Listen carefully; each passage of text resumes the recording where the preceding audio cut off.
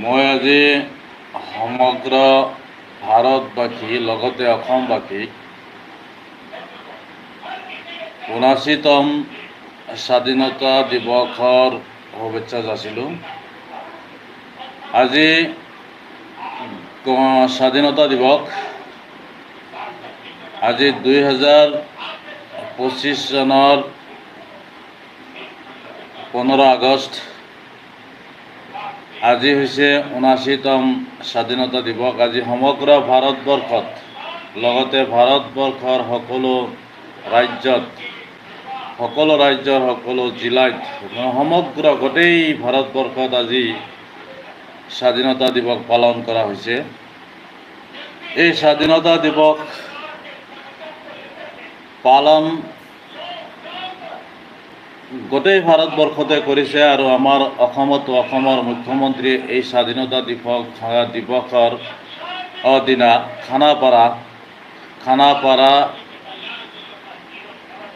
খানাপাৰাৰ পৰা জোৰদাৰ ভাষণ দিছে। অসমৰ মুখ্যমন্ত্ৰী মাননীয় হিমন্ত বিশ্ব শৰ্মাই স্বাধীনতা দিৱসৰ দিনা অসমৰ বহুত উন্নতিৰ কথা কৈ গৈছে আৰু নিজৰ যিটো সিদ্ধান্ত সেই সিদ্ধান্তত এতিয়া অটল আছে আৰু অসমৰ বহুত উন্নতি কৰা বুলি কৈছে আৰু অসমৰ বহুতো যুৱক যুৱতী নিবনুৱা যুৱক যুৱতীক চাকৰি দিয়া বুলি কৈছে আৰু বহুতকো চাকৰি দিয়াৰ সংকল্প লৈছে। অসমৰ মুখ্যমন্ত্ৰী ডক্টৰ হিমন্ত বিশ্ব শৰ্মা খানাপাৰাৰ পৰা আৰু কৈছে যে ভাৰতবৰ্ষৰ ভিতৰত অসমক শ্ৰেষ্ঠ ৰাজ্য কৰাৰ সংকল্প লৈছে আৰু অসমৰ যিমান ভূমি অচিনাকি মানুহৰ দখলত আছে সেই দখলৰ পৰা 1,20,000 বিঘা মাটি ইতিমধ্যে দখলমুক্ত কৰিছে আৰু এই দখলমুক্ত কাম চলিয়ে থাকিব। তাৰ কাৰণে গোটেই অসমবাসীৰ সমৰ্থন বিচাৰিছে আৰু ডক্টৰ হিমন্ত বিশ্ব শৰ্মাই অসমৰ কাৰণে বহুত ভাল কাম কৰিব খুজিছে আৰু অসমখনক আগুৱাই লৈ যাব খুজিছে। আপোনালোকে খানাপাৰাৰ পৰা যিটো অসমৰ মুখ্যমন্ত্ৰীয়ে ভাষণ দিছে আজি ৭৯তম স্বাধীনতা দিৱসৰ দিনা, সেই ভাষণ আপোনালোকে শুনিবলৈ পাব স্ক্ৰীণত। আপোনালোকে হিমন্ত বিশ্ব শৰ্মাৰ ভাষণ শুনি আপোনালোকে নিজৰ মতামত ক'ব পাৰিব অসমৰ কিমান উন্নতি হৈছে, অসমৰ কিমান ডেভেলপ কৰিছে আৰু 1,20,000 বিঘা মাটি যে অচিনাকি মানুহৰ পৰা মুক্ত কৰিছে, দখলমুক্ত কৰিছে, সেই কথাও আপোনালোকে শুনিব পাব। আৰু ইয়াতে অসমৰ মুখ্যমন্ত্ৰী ডক্টৰ হিমন্ত বিশ্ব শৰ্মা ডাঙৰীয়াই আৰু কৈছে যে NCERT যিটো পাঠ্যক্ৰমত সাল সলনি কৰাৰ পিছতো অকণমান যদি কিবা ভুল ত্ৰুটি আছে, অসমৰ মানুহৰ কিবা অসন্তুষ্টি আছে, সেইখিনিও দূৰ কৰাৰ কাৰণে চেষ্টা কৰিব। আপোনালোকে চাব মোৰ স্ক্ৰীণত, মোৰ এই চেনেলটো লাইক কৰিব, শ্বেয়াৰ কৰিব, নিজৰ মতামত কমেণ্ট বক্সত জনাব আৰু যিসকলে নতুনকৈ আহিছে মোৰ চেনেলত প্ৰথমতে মোৰ চেনেলটো ছাবস্ক্ৰাইব কৰিবলৈ নাপাহৰিব। আজি যিবিলাক মানুহ উচ্ছেদ হৈছে, আজি অসমৰ মুখ্যমন্ত্ৰীয়ে খানাপাৰাৰ পৰা ভাষণত কৈছে যে অচিনাকি মানুহ, কিন্তু সেই অচিনাকি মানুহ ইমান দিনে মুখ্যমন্ত্ৰীয়ে কৈ আছিল বাংলাদেশী বুলি। বাংলাদেশী মুক্ত কৰা হৈছে, বাংলাদেশীৰ দখলৰ পৰা অসমৰ মাটি, চৰকাৰী মাটি দখলমুক্ত কৰা হৈছে। কিন্তু আজি হঠাৎ অসমৰ মুখ্যমন্ত্ৰীয়ে স্বাধীনতাৰ দিনা কৈছে খানাপাৰাৰ পৰা যে অচিনাকি মানুহ। ঠিকেই আছে, অচিনাকি মানুহ, মিয়া মুছলমান বুলি কৈছিল,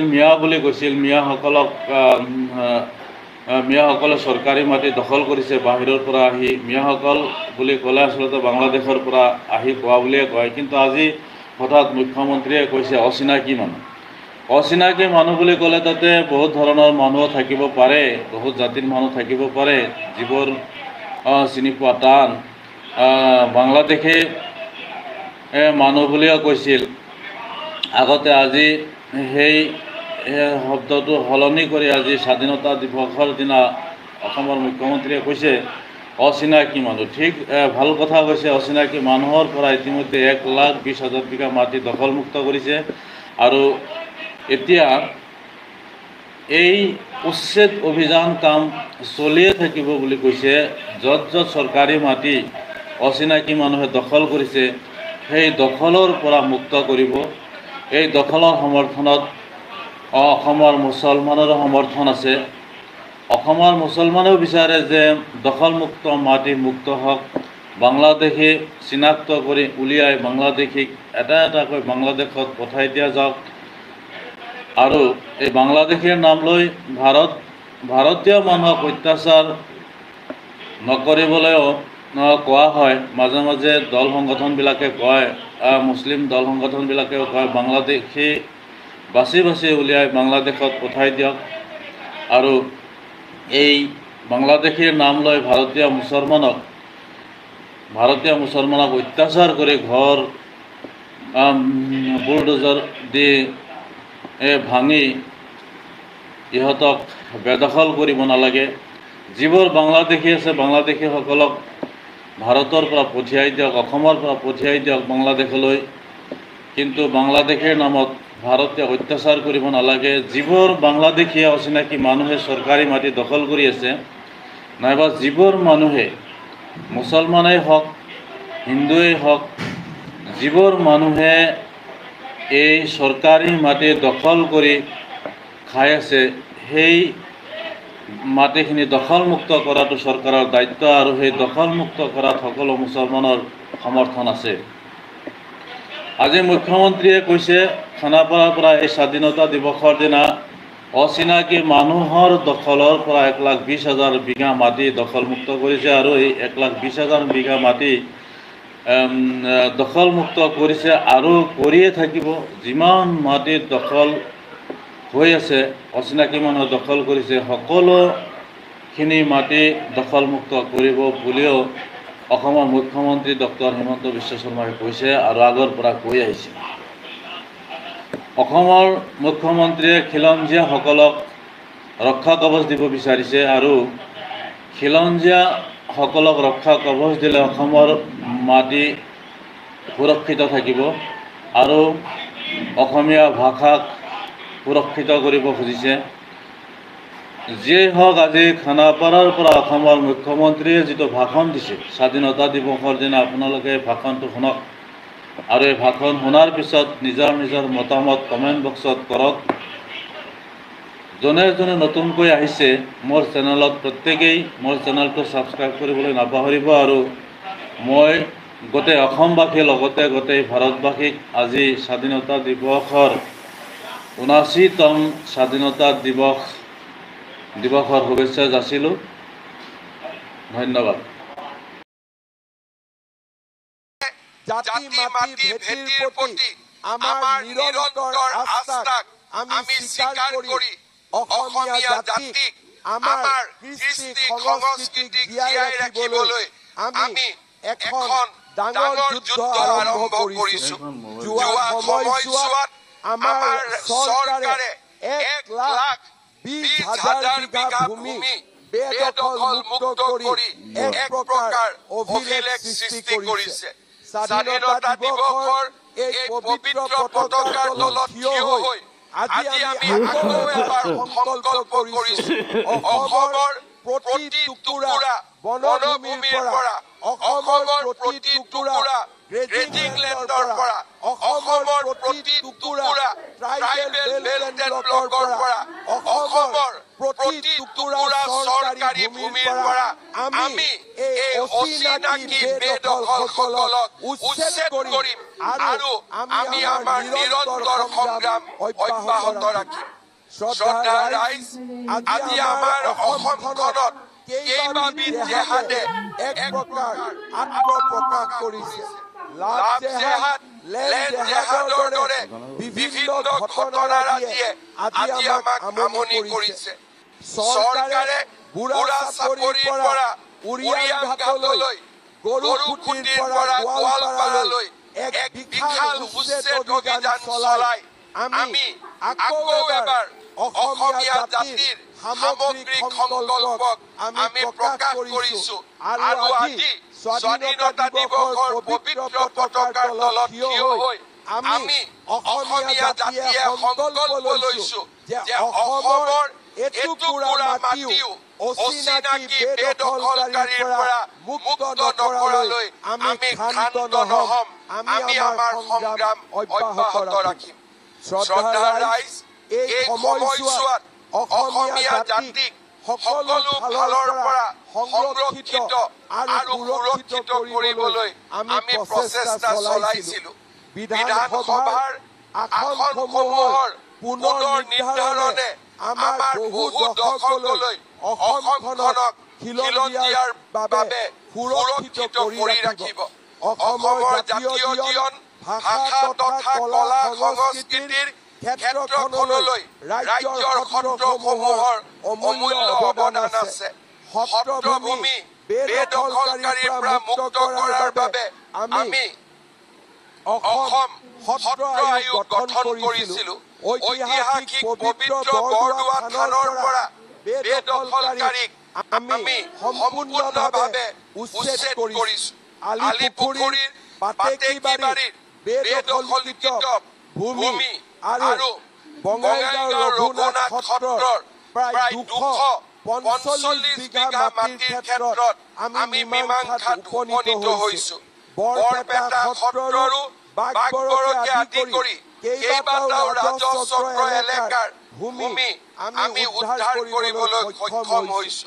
শ্ৰদ্ধাৰ ৰাইজ আমাৰ নামনি অসম আৰু মধ্য অসমৰ পৰা এছাম লোকে আমাৰ থলুৱা লোকে প্ৰব্ৰজন কৰিছিল যিটো সময়ত অচিনাকি লোকসকলে আমাক চাৰিওফালৰ পৰা বেৰি ধৰিছিলে আমি কিছুমান লোকে নিজৰ মাটি বাৰী বিক্ৰী কৰি গুৱাহাটী মহানগৰীলৈ উঠি আহিছিলো কিন্তু আমাৰ মাজৰে এছাম লোক আছিল আমাৰ মাজৰে এছাম গৌৰৱী অসমীয়া আছিলে যিসকলে নিজৰ মাটি ভেটিৰ পৰা উঠি আহিবলৈ অস্বীকাৰ কৰিছিল সংখ্যাত কেইঘৰমান হ'ব কিন্তু এই কেইঘৰ ব্যক্তিয়ে সত্ৰসমূহৰ অক্ষয় বন্তি গছি আজিও জ্বলাই ৰাখিছে সেইসকলে নিজৰ মাটি বিক্ৰী কৰিবলৈ অস্বীকাৰ কৰি অসমৰ জাতীয় পৰিচয় সেই দুৰ্গম অঞ্চলসমূহতো আজিও বজাই ৰাখিছে মই সেই সাহসী অসমীয়াসকলক আজিৰ দিনটোত প্ৰণাম জনাইছো যোৱাকালি আগ্নেয়াস্ত্ৰৰ অনুমতি পত্ৰ প্ৰদান কৰাৰ সুচল প্ৰক্ৰিয়া সেইসকল সাহসী অসমীয়াৰ প্ৰতি আমাৰ শ্ৰদ্ধাঞ্জলি মই আজি স্বাধীনতা দিৱসৰ পতাকাৰ তলত থিয় হৈ অসমীয়াক আহ্বান জনাম ভাৰতীয়ক আহ্বান জনাম এইটো টুকুৰা মাটিও অচিনাকি লোকক বিক্ৰী নকৰিব আমাৰ অসমখন জীয়াই থাকিব লাগিব আমাৰ নতুন প্ৰজন্মৰ বাবে আমি এখন সুৰক্ষিত অসম এৰি থৈ যাব লাগিব আমাৰ মাটি আৰু আমাৰ সংস্কৃতিক আমি যদি অচিনাকি লোকৰ হাতত দিব যাওঁ কেইটামান টকা কোনোবাই বেছিকৈ দিব বুলিয়ে আমি যদি আমাৰ নিজৰ মাটি টুকুৰা অচিনাকি লোকৰ হাতত তুলি দিওঁ আমাৰ অসমীয়া জাতিৰ এই বিজয় সূৰ্য বহুদিনলৈ উজ্বলি থাকিব নোৱাৰিব মই স্বাধীনতা দিৱসৰ পতাকাৰ তলত থিয় হৈ অসমৰ সমূহ জনসাধাৰণক এক সামগ্ৰিক সংকল্প ল'বলৈ আহ্বান জনাইছো যে আমাৰ মাটি কোনো কাৰণতে আমি অচিনাকি লোকসকলক বিক্ৰী নকৰো আমাৰ মাটিক আমি খামুচি ধৰি থাকিম আৰু আমাৰ জাতীয় সত্তাক আমি অনন্ত কাললৈ ৰক্ষা কৰিম শ্ৰদ্ধাৰ ৰাইজ অচিনাকি লোকসকলৰ বিপৰীতে খিলঞ্জীয়া জনজাতি খিলঞ্জীয়া অনুসূচিত জাতি অন্যান্য পিছপৰা আৰু সাধাৰণ শ্ৰেণীৰ ৰাইজক আমি ভূমিৰ অধিকাৰ প্ৰদান কৰিছো মিছন বসুন্ধৰাই আজি পৰ্যন্ত 2,29,000 লোকক ভূমিৰ অধিকাৰ প্ৰদান কৰিছে যোৱা 4টা বছৰত অসমৰ গৌৰৱময় ঐতিহ্যৰ স্বাক্ষৰ চৰাইদেউ মৈদামে ইউনেস্কোৰ বিশ্ব ঐতিহ্যৰ স্বীকৃতি লাভ কৰিলে। চৰকাৰ আৰু ৰাইজৰ প্ৰচেষ্টাত অসমীয়া ভাষাই ধ্ৰুপদী ভাষাৰ মৰ্যাদা লাভ কৰিলে। ৰাজ্যৰ অন্যতম সংযোগী ভাষা বাংলা ভাষাকো ধ্ৰুপদী ভাষাৰ মৰ্যাদা প্ৰদান কৰাৰ ফলত দুয়োটা ভাষাৰ মাজত থকা সংঘৰ্ষৰ সামৰণি পৰিল আৰু দুয়োটা ভাষাৰ স্বতন্ত্ৰতা স্বকীয়ভাৱে প্ৰকাশ পালে। অসমৰ ইতিহাসৰ গৌৰৱময় অধ্যায়বোৰ সৰ্বভাৰতীয় স্তৰত বলিষ্ঠভাৱে উপস্থাপন হোৱা নাছিল। অপাৰেশ্যন সিন্দুৰৰ উত্তৰ দিবলৈ গৈ প্ৰধানমন্ত্ৰী নৰেন্দ্ৰ মোদী ডাঙৰীয়াই ছত্ৰপতি শিৱাজী, ৰাণা প্ৰতাপ সিং আৰু আন বীৰসকলৰ লগতে লাচিত বৰফুকনৰ নাম উল্লেখ কৰি আমাৰ জাতি সত্তাক আকৌ এবাৰ সাহস আৰু ঐতিহ্যৰে অলংকৃত কৰিলে। NCERTৰ পাঠ্যক্ৰমত অসমৰ বুৰঞ্জী সন্নিৱিষ্ট কৰি কেন্দ্ৰীয় চৰকাৰে অসমক সন্মানিত কৰিলে। মই অসমবাসী ৰাইজক প্ৰতিশ্ৰুতি দিওঁ যে NCERTৰ পাঠ্যক্ৰমত যি দুই এটা শব্দৰ সংশোধনৰ প্ৰয়োজন আছে তাৰ বিষয়েও আমি কাম হাতত ল'ম আৰু সেই সংশোধনীও আমি নিশ্চিতভাৱে সন্নিৱিষ্ট কৰিম। অসমৰ স্বাভিমান আৰু ঐতিহ্যক উচ্চ মানত প্ৰতিষ্ঠা কৰাটো আমাৰ চৰকাৰৰ এক পবিত্ৰ কৰ্মযজ্ঞ।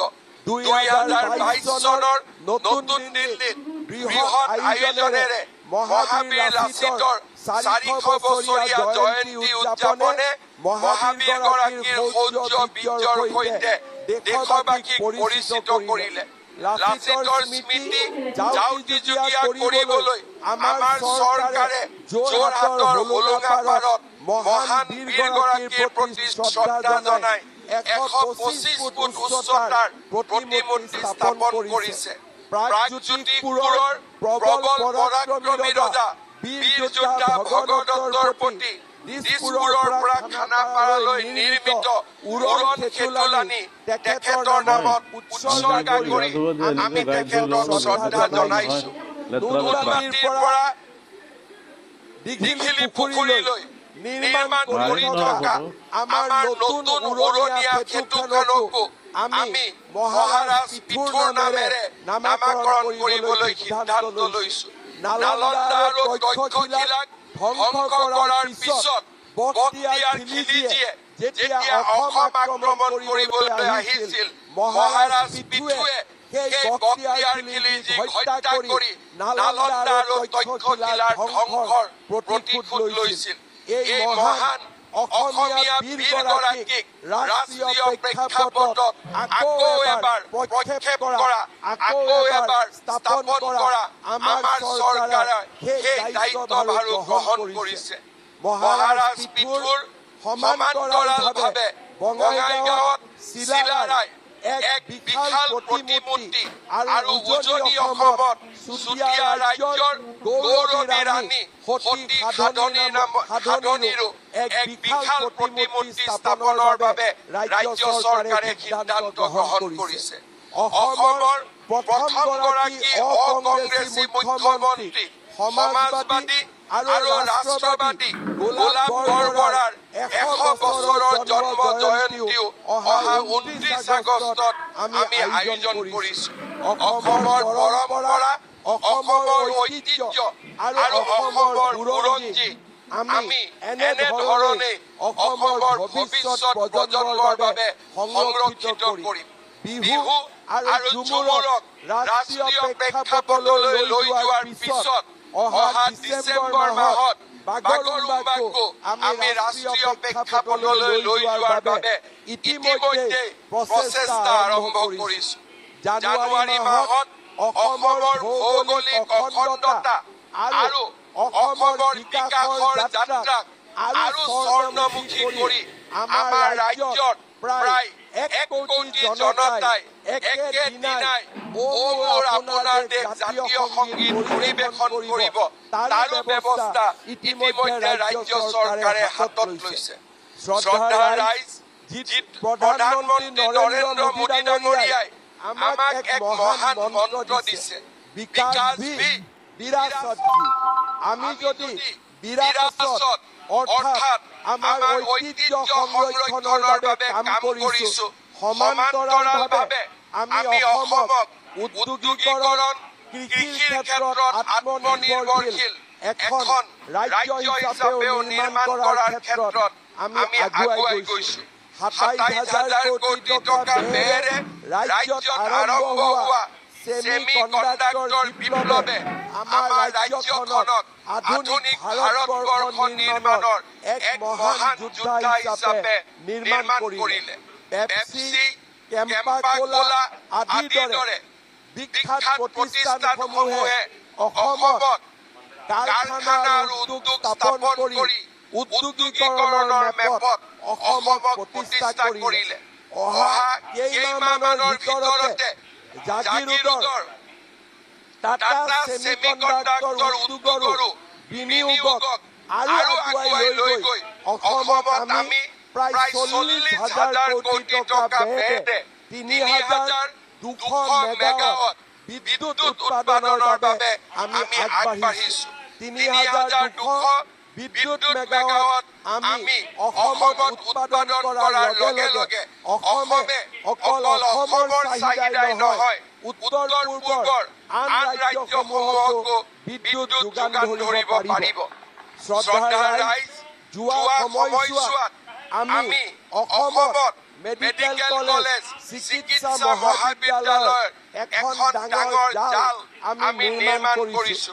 অসমত ১৪খন মেডিকেল কলেজে স্বীকৃতি লাভ কৰাৰ পিছত আৰু ৯খন চিকিৎসা মহাবিদ্যালয় আমি নিৰ্মাণৰ পৰ্যায়ত অপেক্ষা কৰিছো। আমাৰ ৰাজ্যত সৰ্বমুঠ আৰু সম্পূৰ্ণ নিকা পদ্ধতিৰে ২১,২৪০ গৰাকী যুৱক যুৱতীক যোৱা ৪.৫ বছৰত স্বচ্ছতা আৰু সম্পূৰ্ণ নিকা পদ্ধতিৰে নিয়োগ কৰি আমি অসমৰ যুৱ শক্তিৰ মাজত এক নতুন আশাৰ সঞ্চাৰ কৰিবলৈ সক্ষম হৈছো। অহা ১০ অক্টোবৰত আৰু কেইবা হাজাৰ যুৱক যুৱতীয়ে চৰকাৰী নিৰ্দেশ, চৰকাৰী চাকৰিত যোগদান কৰিবলৈ সক্ষম হ'ব। দেশ বুলিলে আদেশ নালাগে, সুগন্ধি পখিলাৰ কবি হীৰেন ভট্টাচাৰ্যই লিখিছিল, দেশ বুলি ক'লে আদেশ নেলাগে, মোৰ তুমৰলিতে য'ত তত বগাই উঠে এহেজাৰ এটা ৰঙা ঘোঁৰা। অসমৰ জনগাঁথনিত সৃষ্টি হোৱা জটিল পৰিস্থিতি আৰু সেই পৰিস্থিতিয়ে থলুৱা ভাষা, কৃষ্টি, সংস্কৃতিৰ প্ৰতি সৃষ্টি কৰা এই কবিতা ফাঁকি আজি মোৰ মনত পৰিছে। সন্দেহযুক্ত লোকৰ আগ্ৰাসনতে আজি আমাৰ ঘৰতে অসমীয়া জাতি নিথৰুৱা হ'বলৈ ধৰিছে। নামনি অসম আৰু মধ্য অসম আগ্ৰাসনৰ সম্পূৰ্ণ চিকাৰ হোৱাৰ পিছত এতিয়া এই অচিনাকি লোকসকলে উজনি অসম আৰু উত্তৰ অসমলৈ তেওঁলোকৰ আগ্ৰাসী ভূমিকা আগবঢ়াই নিছে।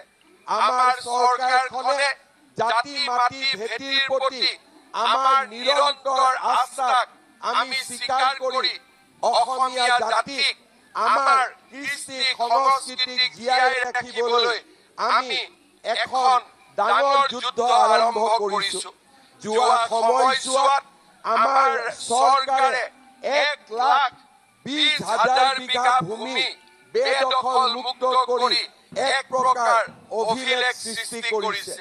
স্বাধীনতা দিৱসৰ এই পবিত্ৰ পতাকাৰ তলত থিয় হৈ আজি আমি আকৌ এবাৰ সংকল্প কৰিছো, অসমৰ প্ৰতি টুকুৰা বনভূমিৰ পৰা, অসমৰ প্ৰতি টুকুৰা গ্ৰেজিং লেণ্ডৰ পৰা, অসমৰ প্ৰতি টুকুৰা ট্ৰাইবেল বেল্ট এণ্ড ব্লকৰ পৰা, অসমৰ প্ৰতি টুকুৰা চৰকাৰী ভূমিৰ পৰা আমি এই অচিনাকি বেদখলসকলক উচ্ছেদ কৰিম আৰু আমি আমাৰ নিৰন্তৰ সংগ্ৰাম অব্যাহত ৰাখিম। শ্ৰদ্ধাৰ ৰাইজ, আজি আমাৰ অসমখনত কেইবাবিধ জেহাদে এক প্ৰকাৰ আত্মপ্ৰকাশ কৰিছে। লাভ জেহাদ, লেণ্ড জেহাদৰ দৰে বিভিন্ন ঘটনাৰাজিয়ে আজি আমাক আমনি কৰিছে। চৰকাৰে বুঢ়া চাপৰিৰ পৰা উৰিয়াম ঘাটলৈ, গৰুখুটিৰ পৰা গোৱালপাৰালৈ এক বিশাল উচ্ছেদ অভিযান চলাই আমি আকৌ এবাৰ অসমীয়া জাতিৰ সামগ্ৰিক সংকল্পক আমি প্ৰকাশ কৰিছো আৰু আজি স্বাধীনতা দিৱসৰ পবিত্ৰ পতাকাৰ তলত থিয় হৈ আমি অসমীয়া জাতিয়ে সংকল্প লৈছো যে অসমৰ এটুকুৰা মাটিও অচিনাকি বেদখলকাৰীৰ পৰা মুক্ত নকৰালৈ আমি ক্ষান্ত নহ'ম। আমি আমাৰ সংগ্ৰাম অব্যাহত ৰাখিম। শ্ৰদ্ধাৰ ৰাইজ, এই সময়ছোৱাত অসমীয়া জাতিক সকলো ফালৰ পৰা সংৰক্ষিত আৰু সুৰক্ষিত কৰিবলৈ আমি প্ৰচেষ্টা চলাইছিলো। বিধানসভাৰ আসনসমূহৰ পুনৰ নিৰ্ধাৰণে আমাৰ বহু দশকলৈ অসমখনক খিলঞ্জীয়াৰ বাবে সুৰক্ষিত কৰি ৰাখিব। অসমৰ জাতীয় জীৱন, ভাষা তথা কলা সংস্কৃতিৰ ক্ষেত্ৰখনলৈ ৰাজ্যৰ সত্ৰসমূহৰ অমূল্য অৱদান আছে। সত্ৰভূমি বেদখলকাৰীৰ পৰা মুক্ত কৰাৰ বাবে আমি অসম সত্ৰ আয়োগ গঠন কৰিছিলো। ঐতিহাসিক পবিত্ৰ বৰদোৱা থানৰ পৰা বেদখলকাৰীক আমি সম্পূৰ্ণভাৱে উচ্ছেদ কৰিছো। আলিপুখুৰীৰ পাতেকীবাৰীৰ বেদখলকৃত ভূমি আৰু বঙাইগাঁও ৰঘুনাথ সত্ৰৰ প্ৰায় 245 বিঘা মাটিৰ ক্ষেত্ৰত আমি মীমাংসাত উপনীত হৈছো। বৰপেটা সত্ৰৰো বাগবৰকে আদি কৰি কেইবাটাও ৰাজহ